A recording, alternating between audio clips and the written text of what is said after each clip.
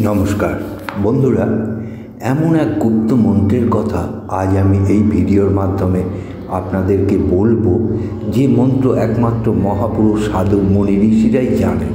তার কারণে তারা সংসারে নিজে ভালো থেকে অন্যকেও ভালো রাখতে পেরেছিলেন।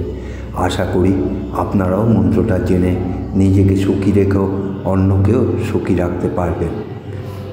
এই মূল বীজ মন্ত্রটাই হচ্ছে প্রতিদিন রাত্রে ঘুমোতে যাবার আগে ভাবনা করা, সারাদিনে আমি ভালো কী কাজ করলাম এবং খারাপ কী কাজ করলাম, তার মধ্যে ভালো কাজগুলোকে সাইডে রেখে খারাপ কাজ যা যা করেছেন সেগুলো নিয়ে ভাবুন এবং আগামী দিন যেটা আসছে আপনার সামনে, সেই দিনটায় ভালো কাজের সংখ্যা যেন বাড়াতে পারেন সেদিকে যত্নবান হন। পরনিন্দা পরচর্চা ছেড়ে দিন। যে সমস্যার কালো মেঘ আপনার দিকে ধেয়ে আসছে তাকে ভয় না পেয়ে বলুন জয় তারা।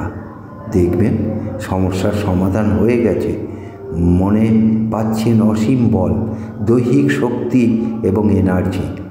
যে সমস্যার কালো মেঘ থেকে আপনি ভীত ও চিন্তিত হয়ে ভেঙে পড়েছিলেন, মা তারার নাম স্মরণ মাত্রই আপনি দেখবেন ঘনীভূত সমস্যার মেঘ কেটে গেছে। মা তারা আপনাকে রক্ষা করছেন।